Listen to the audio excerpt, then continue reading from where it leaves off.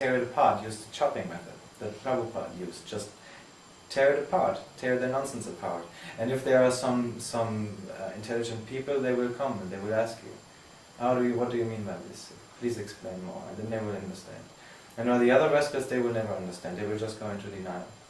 They will say you're a fool or you're a fundamentalist. They will come with all these killer phrases and they will try to censor your whatever you say or whatever you write. And that's a waste of time. But people who come and say, okay, well, I see that you made a good point, please explain more, then you can go on from that. But the first thing is you have to destroy their theory. And this is possible. You can, and this is why I always post these texts, these boring texts on the forum about the Aryan invasion theory, about the Vedic civilization in South America, about how evolution theory is wrong, about all these stuff that nobody seems to be interested in. It's ammunition. It's ammunition. That's what you need if you go out there and preach to these people. You have to tell them how is it wrong. And you have to give them good arguments, because they know some arguments, but they all know just the propaganda. So you have to first of all defeat the propaganda, and then go even deeper and defeat their whole ontology with Vedanta philosophy. And then if there is some intelligent people left, then you can grab them and take them aside. That's the way to do it. Very good. And also, this is a preliminary step for preaching at all to people, because everybody in this time, in this civilization, is somehow or other indoctrinated by material rascal philosophy. They all have at least the assumption that if there is a God, then God is separate from his creation. They all have wrong understanding. They all have they're all tinged by materialism somehow or other. And so you have to destroy their ontology anyway before you can do successful preaching to them. So that's what you have to do. Even if you have people that understand this correctly, you have to make sure that you really chase out the last bits of materialism, because otherwise they will just get misunderstandings, they will have the wrong definitions of their terms, and you will not be able to successfully let them duplicate our philosophy. So this is the process. Let's give an example of what Florian's talking about. Let's say that you run into an old friend, and he says, well, what have you been up to lately? What are you doing? Mm-hmm. And you say, well, I've been studying some interesting philosophy. Would you like to hear about it? And he says, yeah. What? Is it pointing away because it's pointing away from me, or what? Now it's working again. Now it's working. That's weird. Is it working now? Yes. Okay, just give me a holler if it stops. Yeah, I can give you a sign. Okay. I can lift the stone. All right. So, where was I? Oh, now the next step is, before you start talking about our philosophy, you have to find out what his philosophy is. Huh? So that means you have to probe. You have to start asking questions. All right? Let's say your friend is an engineer. Huh? So you know how engineers are educated. They have no liberal arts education whatsoever. All they do is take science and math courses and whatever their specialty is. So they don't really have a very broad education. They have a deep education in a very narrow area. And about other things they know almost nothing. So with that information, you can, first of all, put them off guard by saying that modern science and engineering are built on a very flimsy foundation. And of course he's going to come back, well, what do you mean by that? Of course they are, of course we know what we're talking about. Maybe you should put the mic here instead of by the neck, because they say they can only hear you mumbling. I'm talking pretty loud. Yeah, but maybe just fix it to your shirt. Let's see, how's that? I think maybe it's not loud enough. Oh, now it's better this way. Well, okay, can you hear me now? Yeah. Okay.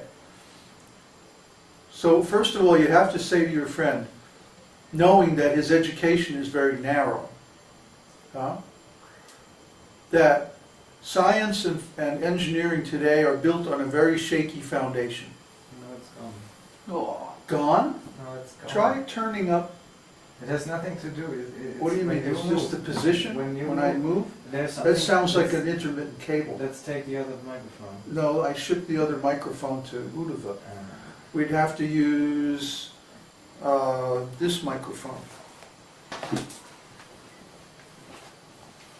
No, it's in here. In the It's little in bag. here.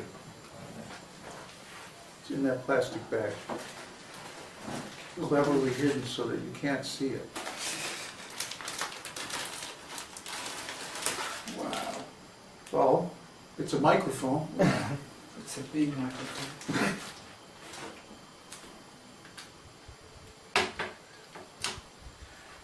Now, can you hear? Let me take you to the sports field where we have Babaji. Well, that's what professional announcers and people like that use these kind of electrostatic mics.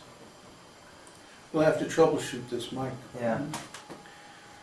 The cable is very flimsy, so it's probably the cable. All right, now can you hear? That looks funny. I know. So now they can hear. Oh, it's this. Great. No, for another round, the Babaji. Okay, so where was we?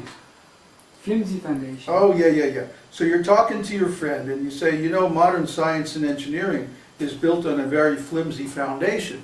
And of course he's going to try to defend it and say, no, it's strong and it's robust and we know what we're doing and blah, blah, blah. Well, all you have to do is say, where are the self-assembling nanochips? Where are the flying cars? Where are all the technologies that were going to make us have a 4-hour work week? Why are we working so hard and we're still poor? None of these things that were predicted by so-called science have come to pass. Because they actually can't get matter to do what they want it to do. They can only get it to do things that it's built in advance to do. It has to follow natural laws, in other words. So we don't have self-replicating machines or self-programming intelligent computers because these things are fundamentally impossible without the presence of life. So the thing that none of these engineers understands is that we only see matter organized on such a fine scale when it's in the presence of life. And of course the perfect example is the human body. The human body is a wonderful machine, but as soon as the life disappears, then the whole thing stops and begins to decompose. And of course they have all kinds of nonsense arguments to counteract this, but all these arguments suffer from the same flaw. They assume that matter can do things by itself. But there's innumerable examples that matter doesn't do anything by itself. It only appears to have energy when that energy has been injected into it by some previous cause. If I take a piece of iron and I heat it in the fire, then it glows and it smokes and it can even start something else on fire. But that's only because it's been sitting in the fire. The iron doesn't have that energy on its own. You see? So similarly, any transformative process that we see going on in nature is only happening because there's some outside energy acting on that matter. Where did that original energy come from? You can trace it back, even to the Big Bang if you want. Even you can accept the Big Bang, just for the sake of argument. But if there was a Big Bang, who lit it off? In our life, in the world today, we never see a big explosion unless somebody made it. Somebody had to create the dynamite or the bomb or whatever it is. Somebody had to set it off. Yeah? It doesn't just happen by itself. Matter doesn't do anything by itself. And you can find innumerable examples of this. I'm not going to go into it. It's left as an exercise for the reader or the hearer, the watcher. You have to be able to figure out these kind of arguments to defeat materialistic philosophy. So you just keep chopping and keep chopping, and every time they come up with another argument, you find a counterexample.